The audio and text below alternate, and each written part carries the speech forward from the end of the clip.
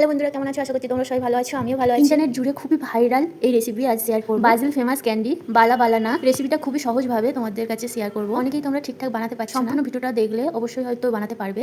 চলো বানিয়ে দেখাই। লাইক কমেন্ট শেয়ার করে দিও, সাবস্ক্রাইব করে অবশ্যই। তো রেসিপিটার জন্য নারকেল অবশ্যই লাগবে। ড্রাই নারকেল যেটা কিনতে পাওয়া যায় ওইটা হলে খুবই ভালো হয়, খুবই তাড়াতাড়ি হয়ে যায়। তো ড্রাই নারকেল না থাকলে এইভাবে আমার মতো নারকেল, গোটা নারকেল নিয়ে নিয়েছি, ওইটা ছাড়িয়ে কেটে এইভাবে মিক্সিতে দিয়ে আমি কুড়িয়ে নিয়েছি। মিডিয়াম আছে প্যান বসিয়ে দিয়ে যখন গরম হয়ে যাবে ওর মধ্যে নারকেলগুলো দিয়ে দেব। সমানে এইভাবে নাড়তে হবে। এইভাবে আমি ড্রাই করে নেব। একই প্যানের মধ্যে বাটার দিয়ে দেব। আমি 1 চামচের মতো বাটার দিয়েছিলাম। কন্ডেন্স মিল্ক নিয়ে নেব। আমি কন্ডেন্স মিল্কটা ঘরে বানিয়েছিলাম।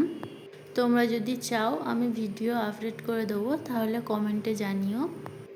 তো মিল্কটা দিয়ে দেওয়ার পরে ড্রাই নারকেলটা দিয়ে দেব। এরপর ভালোভাবে মিশিয়ে দেব। যেভাবে আমরা নারকেল নাড়ু করে থাকি সেম ওইভাবেই যেন চিট চলে আসে, ওইভাবে আমাদের এইটা তৈরি করতে হবে। যখন এইভাবে প্যান ছাড়তে লাগবে তখন জানবে হয়ে গেছে। তো একটু ঠান্ডা হওয়ার আগে এগুলো গোল গোল নাড়ুর আকারে দিয়ে বানিয়ে নেব। সবগুলো এইভাবে রেডি করে নেব। উপরের কোটিংয়ের জন্য ক্যারামেল বানিয়ে নিতে হবে। আমি চিনি নিয়ে নিয়েছি 1 কাপ পরিমাণ, অল্প একটু জল দিয়ে দিয়েছি।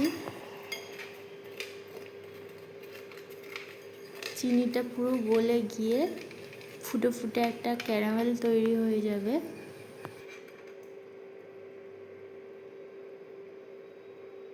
যখন এইভাবে মোটা হয়ে যাবে তখন একটু লেবুর রস দিয়ে দেবো চিপে। দেখো ক্যারামেলটা ঠিক এই রকম থাকবে। গরম গরম ক্যারামেলের মধ্যেই নাড়ুগুলো দিয়ে দেবো, একটা একটা করে দিয়ে কোট করে বাটার পেপারের উপরে রেখে দেব। দেখতেই পাচ্ছ এইভাবে একটা একটা করে বানিয়ে রেখে দেব। খুবই তাড়াতাড়ি করতে হবে, নইলে ক্যারামেলটা চিনি আকার হয়ে যাবে, মোটা হয়ে যাবে। যতবার দেখবে একটু দেরি হলেই মোটা হয়ে যেতে থাকবে।